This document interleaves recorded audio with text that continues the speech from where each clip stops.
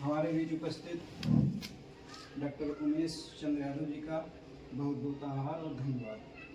उन्होंने अपने वक्तव्य से व्यवहारिक जानकारी साझा की, प्रैक्टिकल, क्योंकि ये जो धोखाधड़ी है सबसे ज़्यादा इनके विचारों में एक वर्ड यूज हुआ, प्रलोभन, लालच। ये जो लालच शब्द है इससे कई प्रकार के गलत कार्य हो जाते हैं और लालच के ही वशीभूत आकर हमारा जो दिमाग है सक्रिय नहीं हो पाता, उस समय सोचने की क्षमता वो लालच में चली जाती है। हम पर्टिकुलर जैसे 50,000 की लॉटरी या कोई प्रलोभन उस पर फोकस कर देते हैं तो दिमाग हमारा कहाँ जाता है? लालच पे। लेकिन हम व्यक्तिगत उस ओर ध्यान नहीं दे पाते हैं जिस ओर हमें देना चाहिए। बैंकिंग धोखाधड़ी कई प्रकार से होती है। पहला OTP के माध्यम से, दूसरा कोई लिंक आई है आपके ईमेल पे कि आपको ये वेरिफिकेशन करना है इस टाइप से, तो उसमें भी सजग रहने की आवश्यकता है। व्हाट्सएप आप लोग सभी लोग यूज करते हैं। व्हाट्सएप की सेटिंग के बारे में कितने लोग जानते हैं? कई प्रकार की उसमें सेटिंग है। जैसे सबसे महत्वपूर्ण एक सेटिंग है, अभी बाद में प्रदीप जी से सीख लीजिएगा, बताएंगे, व्यवहारिक नॉलेज दे देंगे। अगर कोई भी जानकारी चाहिए, एक सेटिंग आती है कि आप उसको लगा दीजिएगा, डाउनलोड नहीं होगी कोई चीज़। किसी ने कोई फोटो भेजी, ऑटो डाउनलोड होकर गैलरी में चली गई, हो सकता है वो वायरस हो उस फोटो में या कोई और चीज़ हो। सबसे पहले ये डिसाइड करना है आपको कि कोई अननोन व्यक्ति हमको क्या भेज रहा है। यदि किसी अननोन व्यक्ति ने कोई फाइल भेजी या कोई फोटो भेजी तो बहुत सजग हो जाइए पहले से। APK फाइल है तो उसको डाउनलोड ही नहीं करनी है। यदि आपने APK फाइल डाउनलोड कर ली तो समझो आपका मोबाइल या आपकी सूचनाएं है। कोई सामने वाला व्यक्ति जिसने आपको भेजी तो उसके बाद आपकी सूचनाएं चली जाएंगी। व्यक्तिगत सूचनाएं होती हैं, कुछ व्यक्तिगत फोटो होती हैं, पूरी जानकारी कलेक्ट कर ली मोबाइल के माध्यम से, फिर वो व्यक्ति आपको कॉल करेगा। कॉल करने के बाद बता देगा कि आपने ये किया, वो किया, आप इस साइट पे गए थे, उस साइट पे गए थे, ऐसा करो, आपने गलत किया है, इतने रुपए ट्रांसफ़र करो, नहीं तो हम आपके मम्मी पापा को बता देते हैं। आप वो ऐसा आपने कुछ हरकत की, साइट पे हर चीज़ है, अच्छी चीज़ भी है और ख़राब चीज़ भी है। लेकिन ये ऐसी एज होती है, दिमाग भटक जाता है, हम लोग लिंक पे क्लिक कर देते हैं, उस साइट पे चले गए। बहुत सी साइट भारत में बैन है, फिर ऊपर से कॉल आती है कि हम साइबर क्राइम से बोल रहे हैं। कहाँ से? Cyber crime. वो डायरेक्ट कभी कभी वीडियो कॉल करेंगे मेरे पास, आपने उठा लिया, तो 3 बार आप डर की वजह से मम्मी पापा को भी नहीं बताओगे क्योंकि उनको आपकी व्यक्तिगत जानकारी पता है, मम्मी को नाम पता है, आपने क्या किया एक्टिविटी उनको सब पता हो जाती है। मैं आपकी एक्टिविटी जान सकता हूँ, केवल आप हमें एक OTP दे दो, आप मोबाइल में क्या क्या करते हैं मैं बता दूंगा। कई प्रकार की होती हैं फ्रॉड करने के तरीके, या लिंक के माध्यम से आपकी जानकारी हैक हो जाएगी। आप क्या सर्च करते हो, यूट्यूब पे क्या देखते हो, क्या चलाते हो, पूरी जानकारी होती है उनके पास।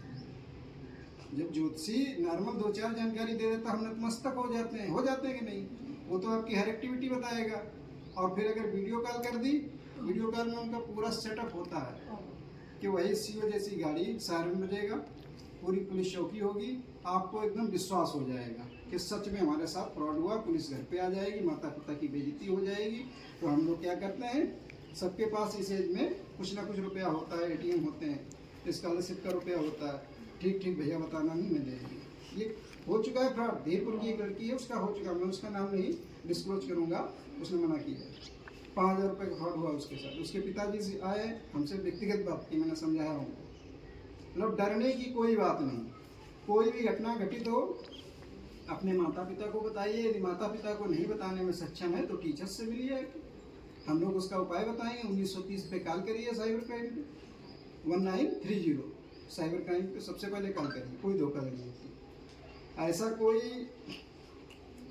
मतलब कृत्य नहीं है कि उसका हथियार बना के आपसे रुपए की उगाही कर ली जाए, लेकिन आप लोग डर जाते हैं। या तो आपको कानून की जानकारी नहीं है, दूसरा कि वो कॉन्फिडेंस नहीं है।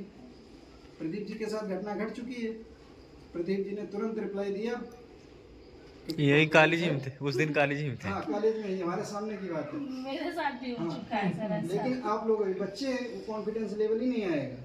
हमारे पास कोई काल आ जाए, हम जानते हैं जानकारी, जब जानकारी होगी तभी तो कॉन्फिडेंस होगा। समझ रहे हो बात को? इस पे कई क्या नाम short Bharat government of India की तरफ से बन चुके हैं जागरूकता के लिए, लेकिन ये ग्रामीण इलाका है, हर घर में पेपर भी नहीं आता है और हम लोग मोबाइल चलाते हैं लेकिन अननेसेसरी न्यूज़ देखते हैं, ये जानकारी लगभग ना के बराबर। एक OTP की बात हो गई, और दूसरा जैसे कई ऐप्स हैं, फेसबुक, इंस्टाग्राम, ट्विटर यूज किया हो कभी? ट्विटर का नाम एक्स हो गया है, एक्स। ट्विटर का नाम क्या है? एक्स। और इसके अलावा इंस्टाग्राम तो सभी यूज करते हैं, नहीं यूज करते? कितने लोग इंस्टाग्राम यूज करते हैं? 2 ही लोग हैं, ये नहीं जो करते। दामिनी करती, दामिनी नहीं, आप लोग नहीं करते? नहीं।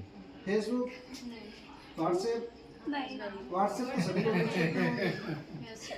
ये छोटे छोटे देखो, कोई भी ऐप आए उसकी जानकारी होनी चाहिए। आप लोग विद्यार्थी हैं, प्रयोग करना कोई गलत बात नहीं, लेकिन उसका गलत प्रयोग करना गलत बात है। हो सकता है कि उसका मिसयूज करके आपके साथ कोई फ्रॉड कर दे, तो हमें उसकी टेक्निकल जानकारी होनी चाहिए। विशेषकर अननोन नंबर, यदि अननोन नंबर से कोई कॉल आ रही है, उसमें भी विशेषकर वीडियो कॉल, उसको रिसीव ही ना करो। यदि रिसीव कर रहे हो तो सबसे पहले अंगूठा लगा लो ऊपर कैमरे पे कि हमारी फोटो ना जाए। ये सबसे हाई लेवल लोगों के साथ फ्रॉड होता है वीडियो कॉलिंग वाला। सामने वाला किस स्थिति में है किसी को नहीं पता, उसने क्या किया, वीडियो कॉलिंग किया, जैसे हमने इनको वीडियो कॉलिंग किया या फंसवाने के लिए करवाया किसी लेडीज से, इन्होंने उठा लिया, उसकी स्क्रीन रिकॉर्डिंग कर दी, फिर उस स्क्रीन रिकॉर्डिंग को इन्हीं के पास भेज दिया। वो आपत्तिजनक स्थिति में होगा सामने वाला, अब इनके पास भेज दिया। अब ये देखेंगे कि सर मैं ये वायरल कर दूंगा, मुझे इतने लाख रुपए चाहिए। अब सर क्या करेंगे? अपनी इज्जत बचाएंगे कि रुपया देखेंगे? सर आ जाएंगे सकते में, कोई भी व्यक्ति आ जाए। अच्छा पढ़ा लिखा आ जाता है पढ़ा सर, लिखा ये आ नहीं जाता कि केवल नॉर्मल। एक कहावत कही गई है, तैरने वाला ही डूबता है। इसका आशय यह है जो जान